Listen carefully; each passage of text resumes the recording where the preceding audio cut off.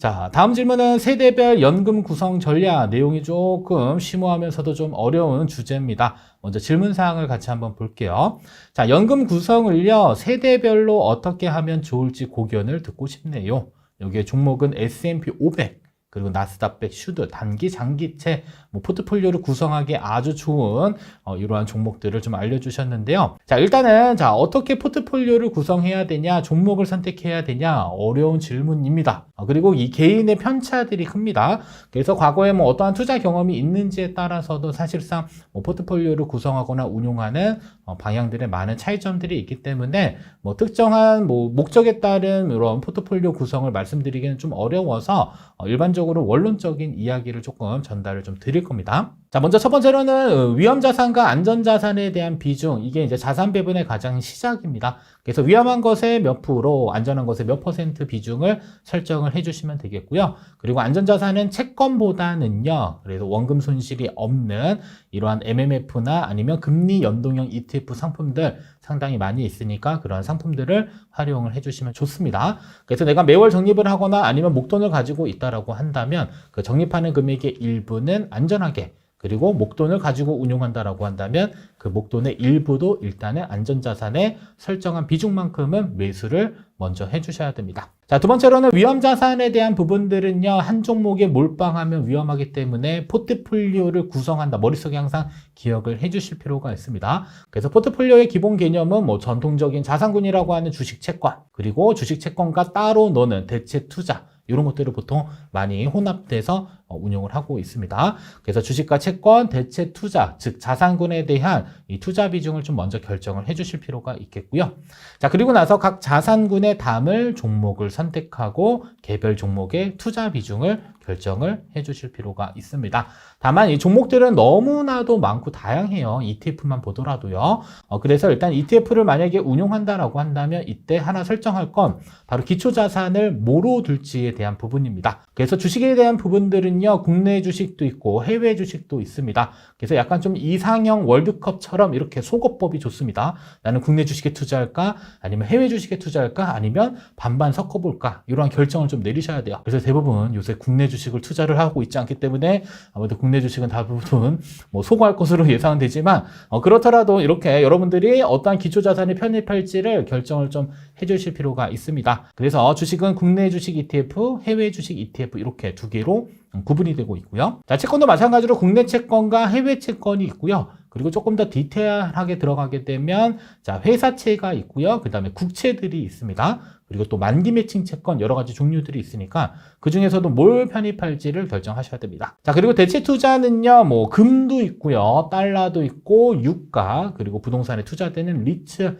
여러 가지가 있기 때문에 일단은 만약에 이러한 자산군들을 편입한다라고 한다면 기본적인 공부는 필요하겠으나 일단 전체적인 큰 틀에서는 기초 자산에 대한 각각의 세부적인 이러한 내가 편입할 종목들에 대한 기초 자산들을 선택을 해주실 필요가 있습니다.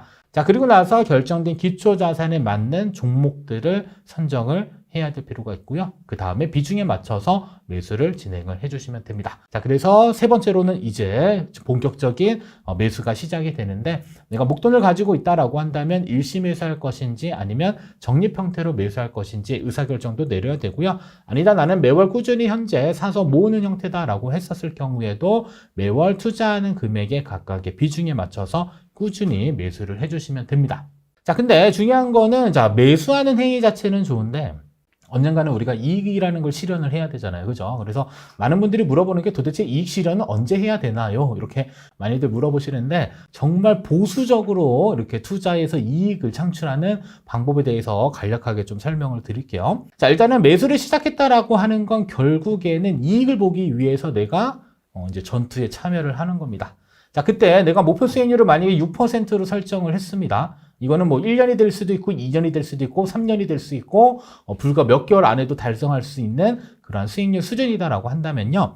자, 일단은 꾸준히 뭐 하냐면 내가 포트폴리오 구성한 걸 매수를 합니다. 자, 그리고 나면 가격은 오르다가도 떨어지기도 하고요. 막 계속적으로 흐름에 계속적으로 이제 시간의 흐름에 따라서 가격은 계속 바뀌게 될 텐데요. 자, 만약에 내 계좌에 갑자기 내가 목표를 설정한 6%의 수익률에 도달됐다라고 한다면 그때는 뭐 하시냐면 바로 다 매도를 합니다. 왜냐하면 내가 목표로 한 기대 수익률 6% 도달한 거잖아요. 그죠? 그럼 도대체 언제 판다? 도달되면 일단 다 팝니다. 자, 그리고 나서 다시 재진입 시기를 한번 고민을 해볼 텐데 대부분 주식이 떨어지면 들어가야지 이렇게 생각하시는데 항상 그런 생각을 가진 순간부터 계속적으로 오르기 시작합니다. 그죠? 그래서 시장 상황들은 우리가 예측할 수 없기 때문에 그때 하기 가장 좋은 방법은 목돈이 생겼지만 그 목돈을 다시 뭐 한다? 분할 매수 형태로 또 매수를 시작합니다. 자, 그리고 나서 다시 6%가 발생됐다라고 한다면 다시 매도하고 다시 매수하는 이러한 과정만 장기적으로 반복한다라고 한다면 사실 우리가 연금 계좌의 경우는요 최소 10년, 20년, 30년 이상을 장기적으로 운용해야 되기 때문에 이러한 운용 전략들을 하나 설정해서 계속적으로 지루하지만 반복적인 행동만 하더라도 상당 부분 안전한 투자를 할 수 있다는 것을 꼭 기억을 해주시면 좋습니다. 그래서 목표로 하는 수익률을 설정하고 매월 적립하고 목표 수익률에 도달되면 매도, 그리고 나서 목돈을 한꺼번에 사면 위험하니까 다시 재적립의 형태로 투자를 하는 이 과정만 반복하더라도 여러분들 적정선에서 잃지 않는 투자를 할 수 있다. 이것도 나름대로의 계획이 될 수 있으니까요. 나는 조금 보수적인 투자를 하고자 한다면 이러한 방법들도 잘 활용을 해주시면 좋을 것 같습니다. 자, 그리고 네 번째로는 1년에 한 번 이제 뭘 하냐면 이제 리밸런싱이라고 하는 걸 해야 돼요. 항상 이 장기 투자를 함에 있어서 가장 핵심이 바로 리밸런싱의 개념인데요. 자, 리밸런싱은 일단 우리가 최초로 투자했을 때 위험자산과 안전자산을 나눠 놓았습니다. 여러분들은 뭐 적립하라고 해서 안전자산에 뭐 투입된 돈들까지 꺼내서 적립하는 건 아닙니다. 그래서 안전자산을 일단 안전자산에 설정한 비중만큼은 그대로 두시고 그리고 위험자산을 설정한 비중만큼 계속 적립을 하는 겁니다. 자, 그리고 나서 일정 시간 뭐 짧으면 뭐 좋을 수 있겠지만 사실 바쁘잖아요. 그죠? 그래서 보통 뭐 1년에 한 번 나는 뭐 리밸런싱을 하겠다. 그 계획을 세우셨다라고 한다면 1년에 한 번씩 위험자산과 안전자산의 평가 금액들을 한번 이렇게 확인해 보시면 비중을 볼 수가 있습니다. 그래서 뭐 최초로 설정한 비중이 5대 5였는데 1년이 지나서 위험자산 쪽 비중이 좋아진 거예요.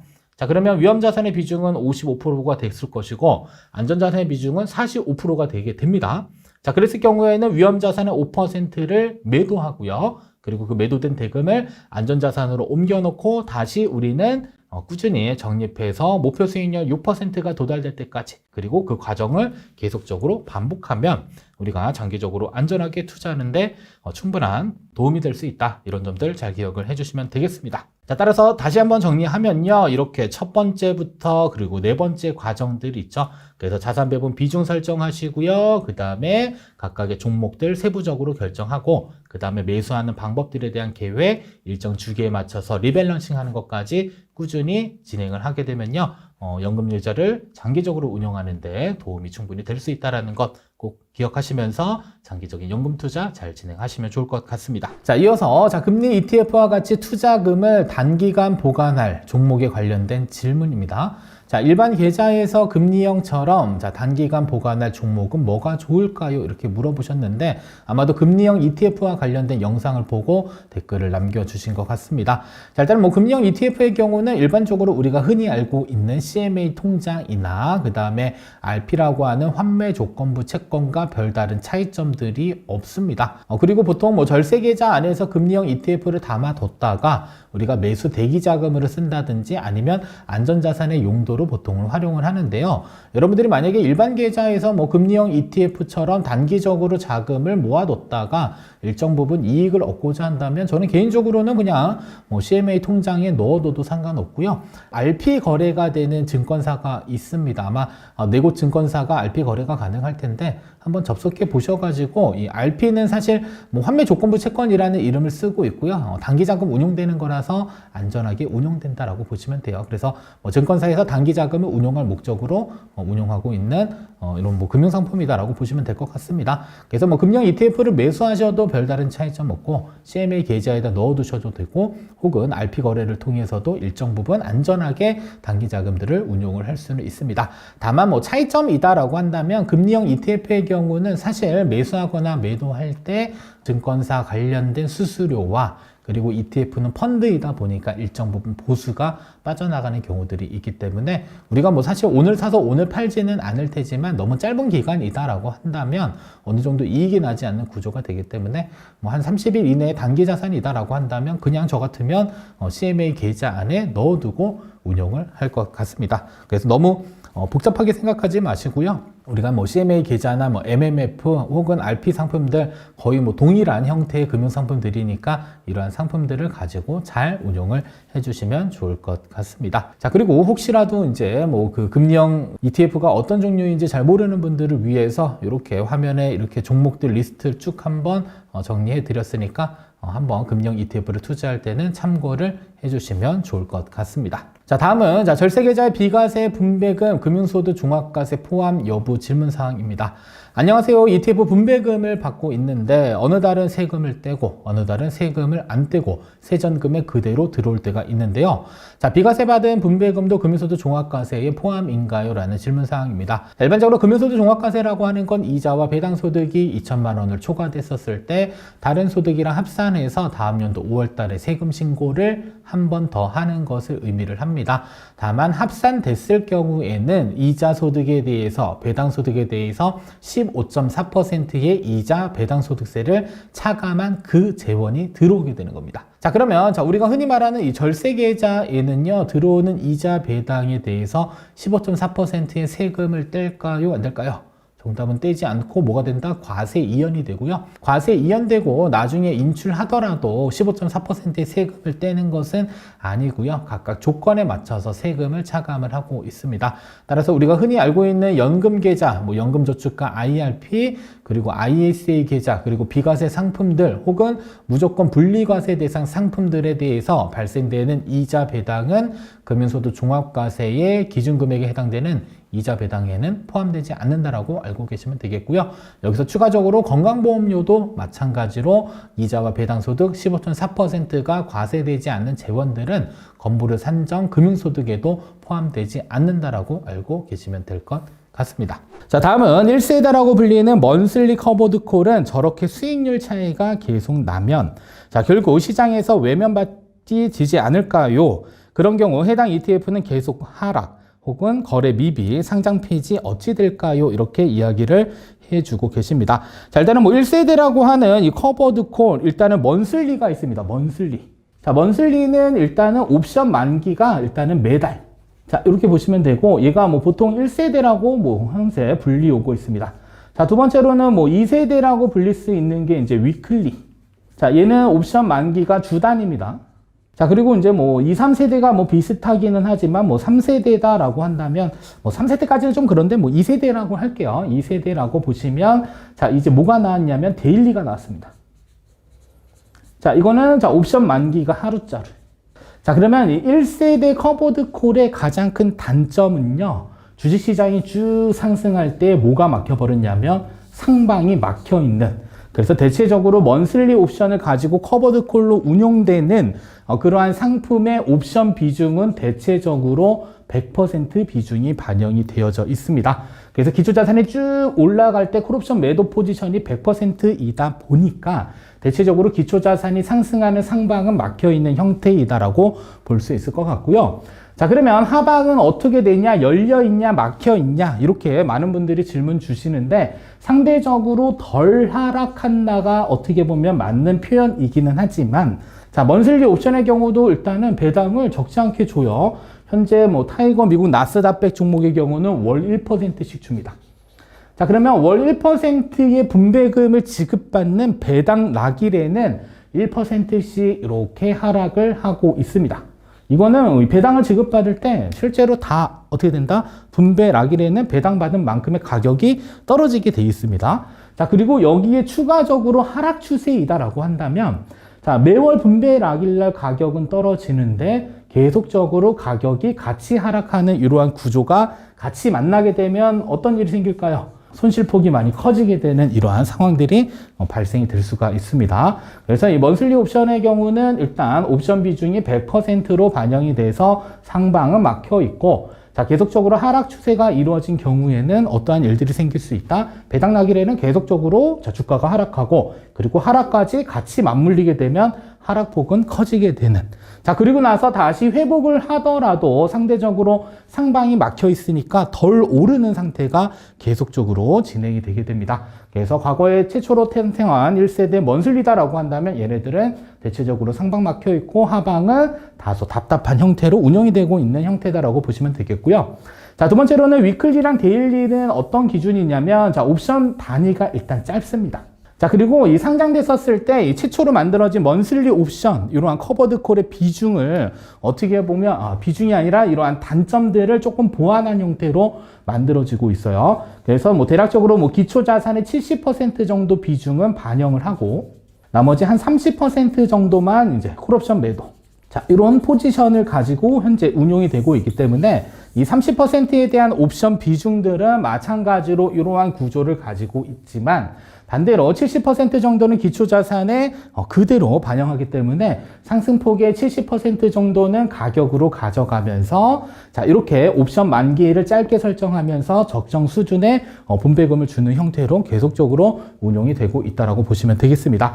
따라서 먼슬리랑 위클리, 데일리 얘네들을 한번 비교를 해보게 되면 위클리랑 데일리가 가격 변동이 먼슬리보다는 상당히 큽니다. 그래서 오를 때 쭉 올라주고요. 떨어질 때 확실히 떨어져 주기 때문에 가격 변동의 갭이 상당히 큰 형태를 가지고 있고요.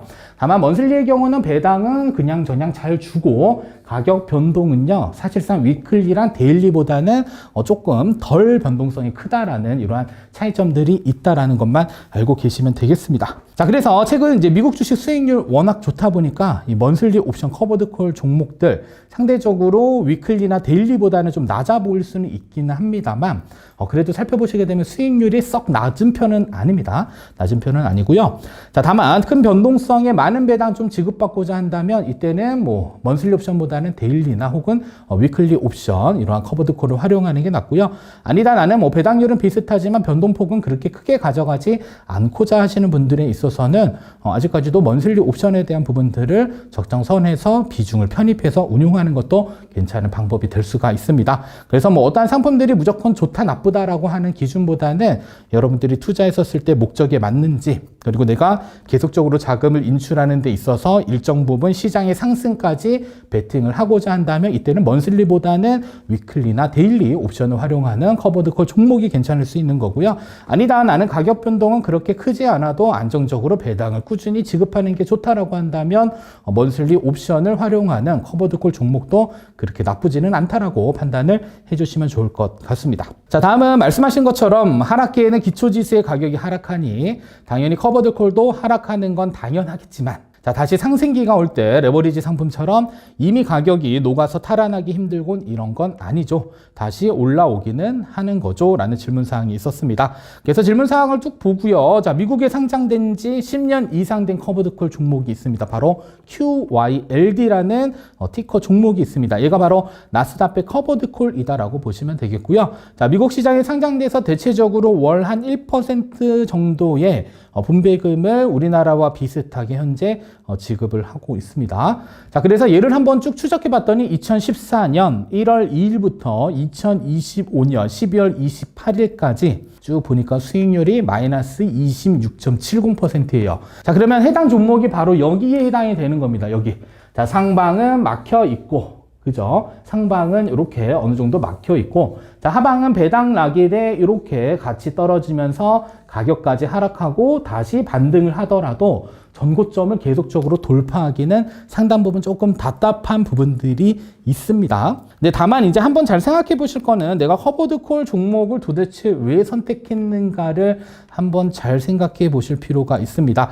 왜냐하면 이 커버드콜은 어떻게 보면 현금 흐름을 직접적으로 내가 종목 매도하지 않더라도 우리가 만들 목적으로 선택한다든지 아니면 뭐 매매 차익 목적으로 사실 커버드콜을 선택하는 분들은 사실상 거의 없어야 되는 게 맞습니다만 최근에 내용들을 쭉 보게 되면 시장의 상승에도 어느 정도 이익을 취하면서 많은 분배금도 지급받고자 하는 목적으로 많이들 선택을 하는 것을 볼 수 있는데 사실 그런 경우에는 어떻게 보면 기초자산의 일부들은 커버드콜보다는 성장 중심으로 가져가는 게 조금 더 나은 대안이 될 수가 있습니다.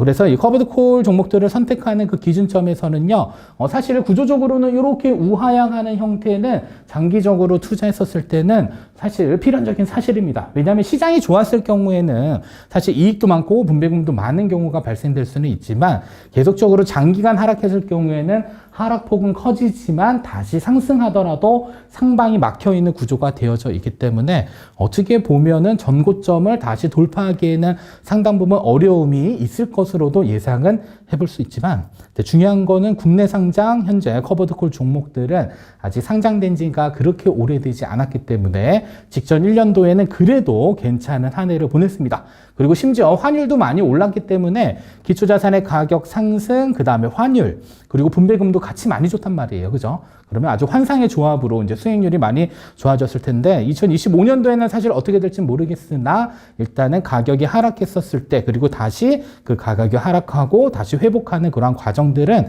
계속적으로 한번 추적을 해서 여러분들에게 공유를 한번 해드리도록 하겠습니다. 그래서 계속적으로 뭐 지급받는 분배금을 재투자하는 형태의 투자자가 있을 수도 있고요. 아니면 나는 연금을 인출하는 과정에 있기 때문에 계속적으로 인출해서 소비하는 분들이 있을 수 있습니다. 그래서 재투자하는 경우와 계속적으로 소비한 경우 계속적인 차이가 발생될 수 있기 때문에 두 가지 케이스들을 한번 가지고 끝까지 한번 추적해서 어떤 상황에서는 어떠한 결과를 가져올 수 있는지 같이 한번 우리의 영상 통해서 나중에도 끝까지 같이 한번 비교 분석해 보도록 하겠습니다. 자, 다음은 2024년도에는 상승장이어서 모두 성과가 좋은데 자, 내년도 시장 횡보 또는 가격 하락 시에도 버텨줄까요?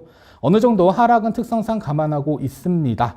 자, 일단은 커버드콜 선택하는 기준, 매매 차익 목적인지 현금 흐름 창출 목적인지 명확하게 해 주실 필요가 있습니다. 그래서 현금 흐름을 창출해서 내가 현재는 재투자를 목적으로 하고 있는지 아니면 계속적으로 자금을 인출해서 소비할 것인지 그런 목적성을 조금 명확히 해 주실 필요가 있을 것 같고요. 그리고 내년도에는 좀 어떻게 될지 모르겠으나 이전 질문사항에서도 답변 드렸듯이 아직은 계속적인 하락 추세에 와 있는 게 현재 채권만 있습니다. 채권이랑 그리고 우리나라 국내 주식을 기초자산으로 하는 이 커버드콜이 계속적으로 가격이 하락하고 있습니다. 그래서 채권의 미국 금리가 이제 인하되는 그 시점에 가격 변동이 어떻게 이루어지고 있는지 계속적으로 한번 기다리고 있는 중이고요. 자, 국내 주식도 계속적으로 떨어지다 보니까 커버드콜 손실폭이 계속적으로 늘어나고 있습니다. 근데 아이러니하게도 분배금은 또 많이 주고 있는 형태이기 때문에 얘네들을 현재 계속 재투자했었을 때 어느 정도까지 빠른 회복이 가능한지 여부 등은 계속적으로 추적해서 여러분들에게 관련 내용들 공유시켜 드린다라고 약속드리면서 답변을 전달 드리도록 하겠습니다. 그래서 어느 정도 뭐 하락을 할지 상승할지는 예측할 수는 없기는 하지만 일반적인 기초자산 대비 한번 비교해 봤을 때는 상대적으로 조금 덜 하락하는 경향이 있었고요. 상승폭에도 약간은 제한적인 부분들은 계속적으로 발견되고 있는 커버드콜 종목의 특징이다라는 점 알고 계시면 될 것 같습니다. 자, 다음은 미국 테크 탑10 인덱스가 96% 엄청나게 올랐습니다. 96% 이상 올랐는데 팔아야 할까요? 아니면 더 사모을까요? 자, 매도한 후 이제 좀 안전한 거 사야 하나 싶은 마음도 듭니다라고 이야기를 해주셨습니다. 자, 일단은 이익 실현하는 거 사실 개인의 투자 목적, 운용 스타일에 따라 다 다르기 때문에 적정선에서는 나만의 기준점들을 만드실 필요가 있고요. 다만 이익을 실현해야 되는데 이익 실현을 잘 하지 못하는 분들을 위해서 다소 보수적인 투자 방법을 하나 알려드리도록 하겠습니다. 자, 일단은 보수적인 투자 방법에서 한 가지 결정하셔야 될 거는 일단은 목표 기대 수익률입니다. 기대 수익률. 자, 예를 들어서 내가 주식 투자를 했는데 목표 기대 수익률이 20%예요. 20%. 자, 그러면 계속적으로 뭘 하냐면 매수를 합니다. 매수는 어떠한 형태냐면 적립식의 형태가 돼야 되겠죠. 자, 그러면 꾸준히 종목을 매수를 해요. 매수를 하다가 어느 시점에 내가 가지고 있는 종목이 20%에 도달됐다라고 한다면 이때는 뭐 하시면 될까요? 20%를 쿨하게 매도를 해 주시면 됩니다. 자, 다만 매도했었을 때 이 매도 자금들은 대체적으로 뭘까요? 목돈이다라고 보시면 돼요. 목돈. 자, 그러면 목돈을 다시 매수했었을 경우에는 사실 가격이 높은 상태에서 내가 매도했기 때문에 조금 부담스럽잖아요. 자, 그러면 이 부담스러운 요 목돈들은 다시 어떻게 하냐면 기간으로 이렇게 쪼개가지고 다시 어떠한 형태로 적립식의 형태로 다시 뭘 시작한다? 재투자를 시작을 합니다. 자, 그리고 나서 다시 재투자를 해서 내가 설정한 목표 수익률에 도달하면 이때 또다시 뭘 한다? 매도라는 행위를 통해서 계속적으로 반복을 하게 되면 사실상 조금 지루하지만 어떻게 보면 장기 투자를 했었을 때 안정적인 수익을 계속적으로 창출할 수 있는 그러한 방법도 될 수 있다라는 점. 따라서 이익 실현에 대한 부분들은 어느 정도 기준점을 조금 만들면 좋을 것 같고요. 이러한 것에 대해서 제가 그냥 매도하세요라고 얘기했을 때 매도했는데 가격이 더 오르게 되면 제가 나쁜 사람이 될 수도 있고요. 아니면 계속 보유하셔야 됩니다. 계속 사셔야 돼요. 라고 했을 때 가격이 이렇게 휙 떨어지면 또 제가 나쁜 사람이 될 수 있기 때문에 그런 얘기들은 잘 못 드립니다. 따라서 어느 정도의 적정선에서의 매도 기준을 마련하시고요. 그리고 나서 다시 재매수할 때는 가격이 조금 부담스러워라고 하시면 이때는 체계적인 적립 투자를 통해서 어느 정도 이렇게 평균 단가를 조금 낮추는 형태로 이렇게 매수해 주시고 그다음에 이익이 난다라고 한다면 한꺼번에 매도할지 아니면 일정 부분 분할 매도할지 어느 정도의 여러분들의 기준점들을 설정하셔가지고 자, 장기적인 운용을 해야 될 필요가 있다라는 점 기억해 주시면 좋을 것 같습니다. 자, 다음은 세 번째 질문입니다. 자, IRP 계좌 3년 만기 해지할 때 수익이 2천만 원 넘으면 ISE 계좌 다시 못 만드나요? 라는 부분인데, 자, 일단은 ISE 계좌 만기 연장이 안 되는 경우와 가입이 불가능한 경우는 금융소득 종합과세와 관련되어져 있습니다. 금융소득 종합과세. 자, 그러면 금융소득 종합과세라는 거 하는 것은 그 이자 배당 소득에 대한 부분들이 있어요. 그래서 금액 기준으로는 2천만 원이다라는 점을 알고 계실 필요가 있습니다. 2천만 원. 자, 그러면 2천만 원에 포함되는 게 어떠한 것들인지를 알고 계셔야 되는데, 기본적으로 15.4%의 이자 또는 배당소득세가 과세된 재원들이 여기 2천만 원 안에 포함이 됩니다. 자, 그러면 우리가 ISE 계좌 안에서 발생되는 이자 또는 배당 수입이 있을 수 있어요. 자, 근데 IRP 계좌는 운용 중에 발생되는 이자 배당은 뭐가 되냐면 과세이연이 됩니다. 과세이연. 자, 그러면 일단 지급받을 때는 뭐 15.4%에 대한 세금은 없고, 자, 나중에 이제 3년이 지났어요. 3년이라고 하는 의무 가입 기간이 지나서 이제 뭐 하냐면, 자, 해지를 했을 경우에는 크게 두 가지로 나눠져요. 자, 하나는 비과세 처리되는 게 있고, 하나는 분리과세 처리되는 게 있습니다. 자, 그러면 여기서 분리과세 처리되는 뭘 따져봐야 되냐면, 그 원천징수되는 세율을 따져야 되는데, 세율이 어떻게 돼 있냐면 9.9%로 비과세한도 초과 이익에 대해서는 세금을 떼겠다. 자, 그러면 이 분리과세 되는 거는 사실상 2천만 원 넘어가지 않는 일반적인 이자 배당 소득도 15.4% 세금 떼고 분리과세 되는 건 동일합니다. 근데 이 15.4% 떼고 분리과세 되는 거를 조건부 분리과세라고 하고요. 자, 그 다음에 여기서 9.9%의 세율로 분리과세 되는 건 뭐라고 표현하냐면 여기 앞에 무조건이라는 이름이 들어 있습니다. 자, 따라서 무조건 분리과세되는 이러한 분리과세 9.9% 세율 붙는 것들은 어떻게 된다? 자, 금융소득 종합과세 2천만 원 기준소득에 포함이 되지 않는다라고 알고 계시면 됩니다. 그 ISE 계좌에서 발생되는 뭐 이자 배당 소득에 대한 부분들은 2천만 원이 넘어가더라도 금융소득 종합과세와는 전혀 관계가 없다라는 점 알고 계시면 되겠고요. 따라서 ISE 계좌 해지한 다음에 다시 재가입하는데 아무런 문제가 발생되지 않고, 그리고 ISE 계좌 안에서 2천만 원 이상 발생되더라도 뭐 금융소득 종합과세 그리고 건강보험료와는 아무런 연관관계가 없다라는 점 잘 확인하셔서 잘 운용 계획을 세우시면 좋을 것 같습니다. 자, 다음은 월배당 ETF 포트폴리오 구성 전략과 관련된 질문 사항입니다. 사실 포트폴리오가 가장 어렵습니다.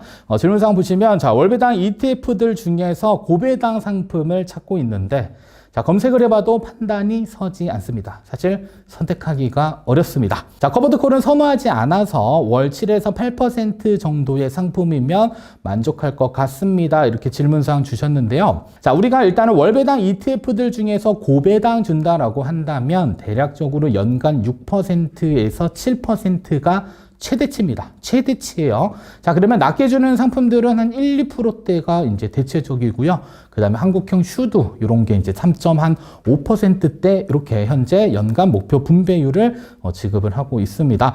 따라서 월 7, 8%가 아니라 연 7, 8% 정도겠죠.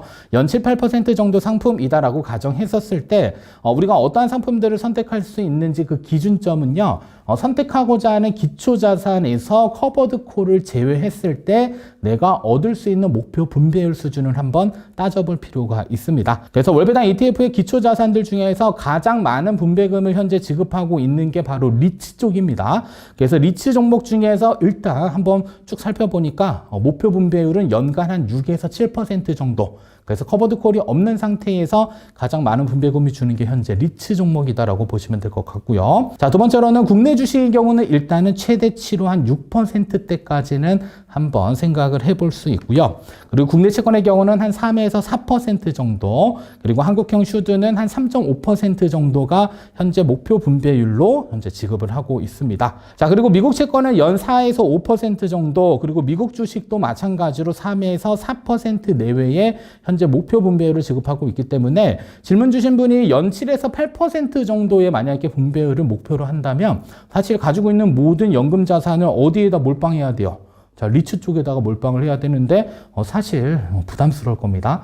따라서 커버드 콜을 포함하지 않았을 경우에는 7, 8%는 사실 조금 높은 수치입니다. 그래서 적정선에서 일단은 목표 분배율 수준을 조금 낮출 수밖에 없습니다. 그래서 최대 6%가 넘지 않는 선에서 목표 분배율을 낮추셔야 되겠고요. 그리고 목표 분배율을 낮추게 되면 우리가 선택할 수 있는 금융 상품들을 여러 개를 조합을 할 수가 있어요. 내가 예를 들어서 뭐 국내 주식에 연 6% 주는 이러한 종목과 만약에 뭐 미국 채권들을 만약에 혼합했다라고 한다면 국내 주식에서는 연 최대 6%, 그리고 자, 미국 채권에서는 연 한 4% 준다라고 하면 이 두 개를 가지고 뭘 만들어낼 수 있냐면 이 포트폴리오를 만들어낼 수가 있습니다.